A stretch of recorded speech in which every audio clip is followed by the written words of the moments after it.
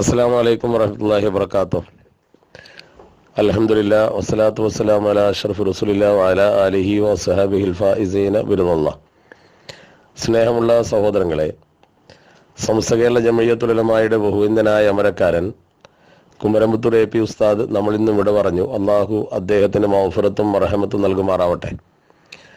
അദ്ദേഹത്തിൻ്റെ ജനാസ സന്ദർശിക്കുന്നതിന് വേണ്ടി ഇന്ന് മണ്ണാർക്കാട് ദാറുന്നജാത്ത് യതീംഖാന ഗ്രൗണ്ടിൽ തടിച്ചുകൂടിയ ജനക്കൂട്ടത്തിൻ്റെ ഒഴുക്ക് തന്നെ ആ മഹാനവറുകൾക്ക് ജനങ്ങൾ നൽകുന്ന അംഗീകാരത്തിൻ്റെ ഏറ്റവും വലിയ സൂചനയായിരുന്നു.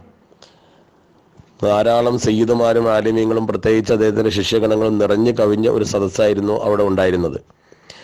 മരണവാർത്ത കേട്ട ഉടനെ തന്നെ ധാരാളം ആളുകൾ മണ്ണാർക്കാട്ടേക്ക് ഒഴുകി തുടങ്ങിയിരുന്നു. അദ്ദേഹം വളരെ കാലമായി രോഗിയാണെങ്കിലും രോഗാവസ്ഥ വകവെക്കാതെ പല പരിപാടികളിലും അദ്ദേഹം പങ്കെടുക്കുകയുണ്ടായി. ഇക്കഴിഞ്ഞ ആഴ്ച പാലക്കാട് നഗരത്തിൽ വെച്ച് പ്രിയപ്പെട്ട നമ്മുടെ പ്രവർത്തകർ നടത്തിയ മഹത്തായ ശരീഅത്ത് റാലി, ആ റാലിയുടെ സമാപന സമ്മേളനത്തിൽ അദ്ദേഹം വന്നിരുന്നു. രോഗിയായിട്ട് പോലും, രോഗാവസ്ഥയിൽ പോലും പ്രാസ്ഥാനിക സേവനം അദ്ദേഹം വളരെയധികം പ്രാധാന്യത്തോടു കൂടി കാണുകയും അതൊരു തപസ്യയായി സ്വീകരിച്ച് അദ്ദേഹം എല്ലാ പരിപാടികളിലും പങ്കെടുക്കുകയും ചെയ്തു എന്നത് വളരെ പ്രധാനമാണ്. മലപ്പുറത്തെ ശരീഅത്ത് സമ്മേളനത്തിലും അദ്ദേഹം പങ്കെടുത്തു. അന്നും അദ്ദേഹം രോഗിയാണല്ലോ. അതുപോലെ സമസ്ത കേരള ജംഇയ്യത്തുൽ ഉലമയുടെ ഏത് വേദിയിലും രോഗം വകവെക്കാതെ അദ്ദേഹം കടന്നു വരികയും അദ്ദേഹം പ്രസംഗിക്കുകയും അതുപോലെ തന്നെ നമുക്ക് നല്ല ഉപദേശങ്ങൾ നൽകുകയും ചെയ്തു എന്നത് അദ്ദേഹത്തിൻ്റെ ഹിമ്മത്തിൻ്റെ ഒരു തെളിവായിട്ടാണ് നമ്മൾ കാണുന്നത്.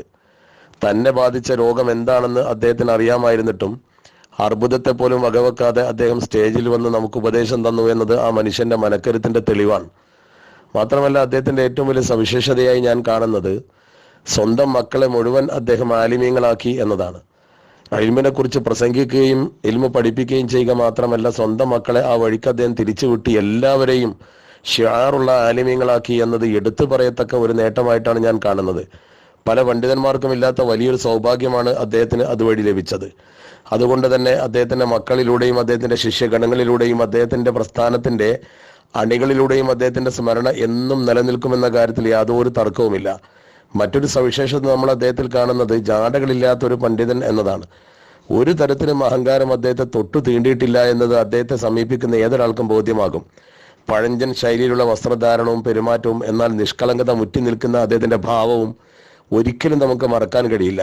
അഹ്ലുസുന്നത്തി വൽ ജമാഅത്തിന്റെ ആദർശത്തിൽ അദ്ദേഹത്തിനുണ്ടായിരുന്ന കണിശത എടുത്തു പറയേണ്ടതാണ്.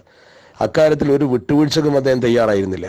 സുന്നത്ത് ജമാഅത്തിനെതിരായി എന്ത് കണ്ടാലും വളരെ കണിശമായി തന്നെ അതിനെക്കുറിച്ച് പറയുകയും നേരിടുകയും ചെയ്യുന്ന ഒരു ശക്തി അദ്ദേഹത്തിനുണ്ടായിരുന്നു.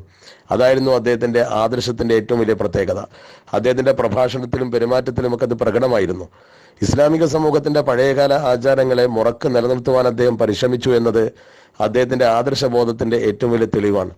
സമസ്തയുടെ അമരത്ത് കുറച്ചു കാലമാണെങ്കിലും അദ്ദേഹം തിളങ്ങി നിന്നു എന്ന് മാത്രമല്ല, നേരത്തെ തന്നെ സമസ്തയുടെ സന്ദേശ പ്രചരണത്തിൽ അദ്ദേഹം മുൻപന്തിയിലായിരുന്നു. അദ്ദേഹത്തിൻ്റെ സ്വന്തം നാട്ടിൽ വിഘടിത വിഭാഗം പ്രശ്നമുണ്ടാക്കിയപ്പോൾ ഒരു യോഗം സംഘടിപ്പിക്കുകയും എന്നെ അദ്ദേഹം നേരിട്ട് വിളിക്കുകയും ചെയ്തത് ഞാൻ ഇപ്പോഴും ഓർക്കുകയാണ്. അന്ന് അദ്ദേഹം വളരെ ശക്തമായിട്ടാണ് അവർക്ക് താക്കീത് നൽകിയതും അവിടെ യോഗം നടത്താൻ അദ്ദേഹം തന്നെ തൻ്റെ പ്രായാധിക്യം വകവെക്കാതെ മുന്നിട്ടിറങ്ങിയതും നമുക്കൊക്കെ ആവേശം പകരുന്ന വാക്കുകളും പ്രവർത്തനവുമായിരുന്നു എന്ന് ഞാൻ ഓർക്കുന്നു. അള്ളാഹു സുബ്ഹാനഹു വ തആല പരലോകത്ത് അദ്ദേഹത്തിൻ്റെ ദർജ ഉയർത്തി കൊടുക്കുമാറാവട്ടെ എന്ന് പ്രാർത്ഥിക്കാൻ ഞാൻ ഈ സമയം ഉപയോഗപ്പെടുത്തുന്നു. അർഹമുർ റഹീമായ തമ്പുരാൻ അദ്ദേഹം നയിച്ച പാതയിലൂടെ മുന്നോട്ട് പോകാൻ നമുക്ക് തൗഫീക്ക് തരുമാറാവട്ടെ. അല്ലാഹു അദ്ദേഹത്തെയും നമ്മയും സ്വർഗത്തിൽ ഒന്നിപ്പിക്കുമാറാവട്ടെ. ആഖിറു ദഅവാന അനിൽ ഹംദുലില്ലാഹി റബ്ബിൽ ആലമീൻ. അസ്സലാമു അലൈക്കും വറഹ്മത്തുള്ളാഹി വബറകാതുഹു.